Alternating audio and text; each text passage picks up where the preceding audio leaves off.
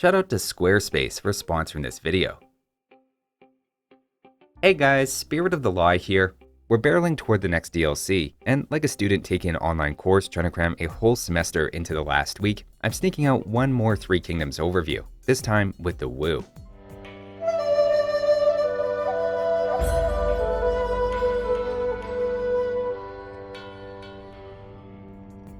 The Wu are notable for a few reasons, first being objectively the least played civilization online, but also, interesting fact, they have the shortest games as well, as the only civ that averages under 40-minute long 1v1s.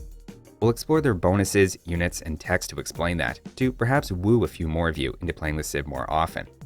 Like with the Shu, we'll start a bit differently by talking about their regional units and the specific flavor they bring to those. First is the Hei Guang Cavalry, as a regional variation of knights, losing some HP in favor of more armor.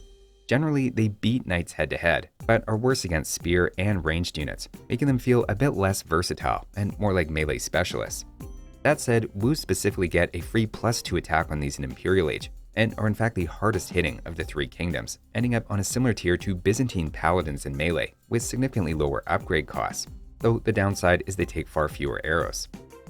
The next regional unit is the Traction Trebuchet at the Siege Workshop, replacing the Bombard Cannon and Trebuchet at the Castle.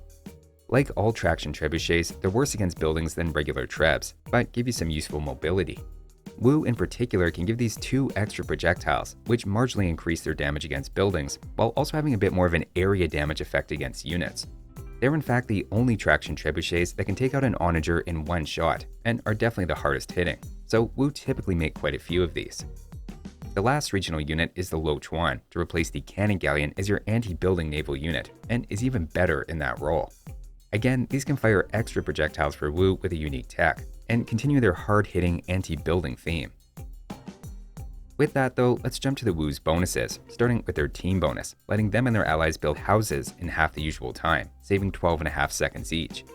In theory, you can get away with just one villager building each house at the start, and get those done before the first villager comes out, though I don't think the first few seconds are the important thing to focus on here.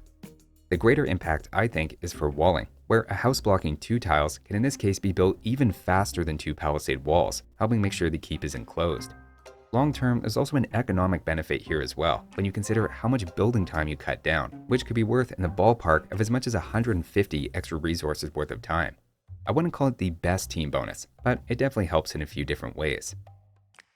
Moving on to their civ bonuses, the first is their military production buildings, including castles and siege workshops, plus docks, give you an immediate 55 food cashback when they're constructed. It sounds like a deceptive credit card marketing tool, but it's actually pretty good. The most immediate way to use this is for early militia, as that basically covers the food cost of one of those just by making the building, or gets you up to feudal age a bit sooner. Archers or scouts then take it to the next level by needing the barracks plus a second building, so those essentially get 110 food baked in, or even over 160 with double archery ranges, which is as good as Mongol's hunt bonus on maps with 2 boar. It's then just as great on water maps or Nomad, where a Dark Age dock giving you extra food is massive for a fast feudal age timing. The bonus admittedly falls off a bit as time goes on, but usually gets you out on the right foot. The next bonus then directs you toward infantry, giving all your barracks units HP regeneration, escalating in later ages. It never gets to the level of the Berserk's 40 HP per minute, but don't underestimate the impact of keeping your annoying group of men-at-arms or forward spears alive a bit longer, and it even helps right through to your halberdier in Trash Wars. That said, I really think it's their unique unit, the Jian Swordsman, that's the greatest beneficiary here, especially considering it speeds up when injured, so you can escape and they'll auto-heal. Speaking of which though, and compounding further on that unit, is their next civ bonus, giving Jian Swordsman +2 attack and Imperial, along with Hei Guang Cavalry. We haven't looked at Jian Swordsman yet, but we will in a moment, and essentially this acts like a pseudo-elite upgrade for that unit, while also just giving you a bit of a power spike immediately in Imperial Age, if you're making either of these. And finally, their last bonus is Careening and Dry are available 1 age early, and are much cheaper, though the early access to the upcoming naval overhaul is going to change us to Careening and Dry are free, with the effect of Dry changing from +15% speed to +1 Pierce Armor, and being sent to the university. Wu are missing shipwright, so I wouldn't call them a top-tier naval civ, despite being classified as a naval civilization. But the free food from each dock, plus this bonus for some free armor, makes them at least above average on water. So those are their bonuses, with an early food boost that encourages any sort of aggression, while the rest of the bonuses nudge you mostly toward infantry and naval units. On land maps, it's hard to escape the importance of their barracks unique unit though, to the point I couldn't help but already mention it. We'll highlight that unit now though, and talk about the Jian Swordsman. The details of the unit get a bit complicated, as it has a shielded and unshielded mode when it drops below 45 HP, which speeds up the unit by 10% and shuffles its attack and armor, but the main functional role of the unit is actually pretty easy to understand. They're essentially a more gold-intensive version of the longsword, which specialize against ranged units, having greater HP and especially pierce armor, plus an attack bonus against archer armor. I would go as far as put them in the same class as Eagles, Huskarls, or Gulam. As infantry, they give archers and skirmishers nightmares. It's not quite as impressive as it was before a nerf to its production speed, but if your opponent makes any kind of ranged unit, from skirmishers to crossbows to elephant archers, a few Jian Swordsmen will quickly put a stop to that. They're a huge component of the Wu Strong mid-game, particularly at punishing players who have massed ranged units in Feudal, and unlike the Swordsman line, there's no upgrade you need at the start of Castle Age to grab. And remember, this is a civ that can make multiple barracks while we're finding you some food. They're a bit unusual for lacking an elite upgrade, but keep in mind that automatic +2 attack, and between that plus your blacksmith upgrades and a 50% jump in healing rate in Imperial, it still feels collectively like they continue to scale, even if they peak in early Castle Age.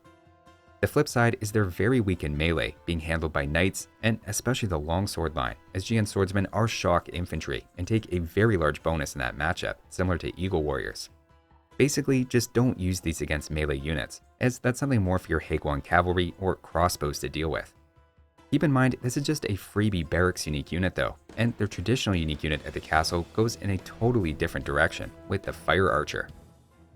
I'll just say it off the top, this is not a super common unit to see, but in spirit brings back a bit of the Mind's Obsidian Arrows tech, in that it's an archer that's good against buildings.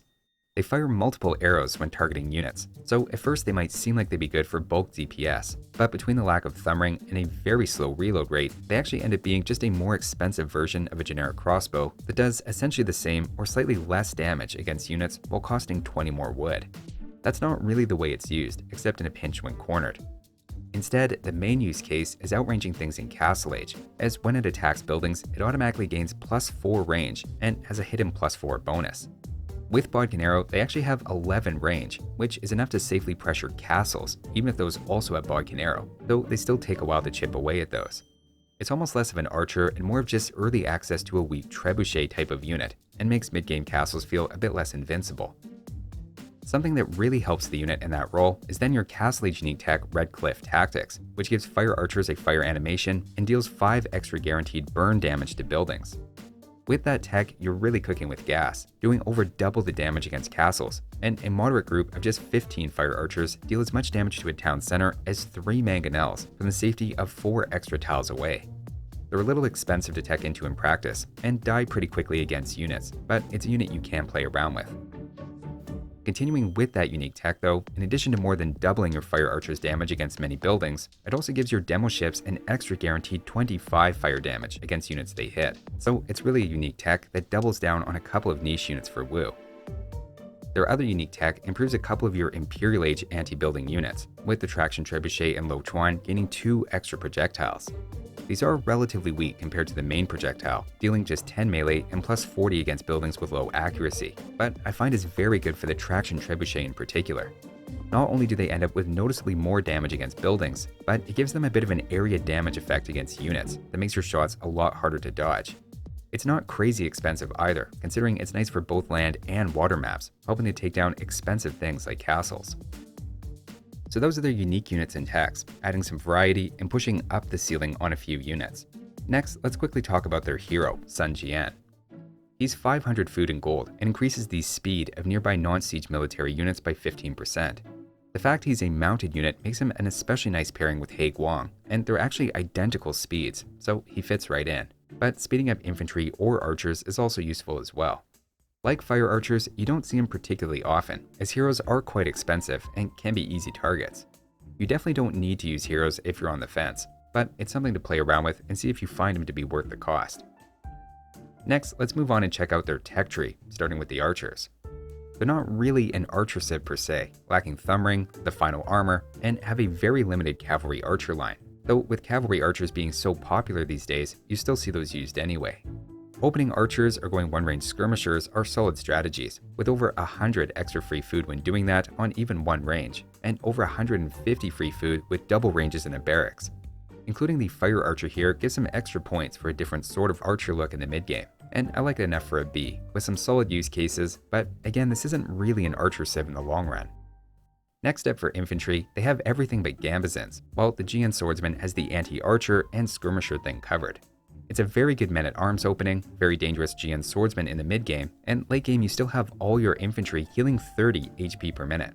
If you're following your bonuses, this is the way to play the civ, and has been a huge part of why they're consistently top 5 on the ladder, in a time period largely dominated by infantry civs. It's pretty clearly an A for infantry. Moving on to cavalry, it's maybe less obvious, but is also a totally viable way to play the civ. Plus 110 food is great for scouts, and you have fully upgraded Hei Guang with a free +2 attack, so they're plenty dangerous in melee. Their main strength is how much cheaper they are to tech into an Imperial than Paladin, albeit it comes with less resistance to arrows. And ironically, you have a scarier option at the barracks against archer civs with Jian Swordsman than anything at the stable. I'd still say it's a B+, though I'd understand an argument for higher or lower. It's a bit situational. Next up for siege, they have a weak ram line and no siege engineers, off to a rough start. This really comes down to how much you like the traction trebuchet's mobility, and if you call the fire archer a siege unit. It's probably my favorite traction trebuchet out of the Three Kingdoms civs once you have their unique tech, but as a whole, their siege is maybe a B-, basically carried by the upside of that one unit. As for the Navy, their naval civilization label definitely comes from the early game, as instant food from docks is huge, plus you have the extra Pierce armor techs coming in, leading to an A- early. Later on, they're a bit less impressive, though they still have the low Chuan. Both in the current and upcoming naval overhaul, they're missing shipwright, and I think they fall to a B late, for a respectable B+ overall. Taking a quick look at the monks, block printing is the main thing missing, but there's also nothing to point to as a good monk bonus in particular, so it's all very generic feeling. Redemption is good enough for a B, but it's not really something the civ is pushed toward. Next up for defenses, the lack of fortified walls is pretty notable, as well as the lack of bombard tower. Again, it's kind of a generic feeling here, and it's just a B. Moving on to their goldless trash unit roster, the skirmishers are lacking a bit of armor, but it's probably the least important tech here, and things are otherwise solid. Remember, the halberdier also heals 30 HP per minute, and I'd give it an A-, though I say that with a bit of hesitation, as they have a below 50% win rate in 1v1 games lasting over 45 minutes. Part of that might be that if you can't win earlier on with all the Wu's great bonuses and options, your opponent might just be better than you, or having a better day, and very good trash isn't going to fully reverse that. That's maybe a little on the nose, but Wu are definitely set up for early success, with great cavalry, top-tier infantry, and even the archery range can be very good in feudal and castle age. It's a bit of an everything civ that gets out to an amazing start, with the Jian Swordsman in particular to hard counter most ranged units, though the civ has a bit of a drop-off in the late game, so you're always a little bit on the clock. With all this talk about the Wu though, why not make an extra effort to woo that special someone in your life? With Valentine's Day just around the corner, it's the perfect time to order a gift from my new business, Spirit of the Lingerie. It has a great website you can place an order through today, made with this video's sponsor, Squarespace. Squarespace is the all-in-one website platform for entrepreneurs to stand out and succeed online. Whether you're just starting or managing a growing brand, Squarespace makes it easy to create a great-looking website, engage with your audience, and then sell anything from products to content to time, all in one place. Using either their pre-made templates or Squarespace's AI-enhanced website builder, you can create a fully customized website to suit your needs. It's perfect for building an online presence for a physical business or starting an online store using their built-in tools for inventory and shipping, with plenty of analytics to give you insight about your website's traffic and sales. Go to squarespace.com for a free trial, and when you're ready to launch, go to squarespace.com/spiritofthelaw to save 10% off your first purchase of a website or domain. So that's a deep dive of the Wu. Thanks for watching, and I'll see you next time.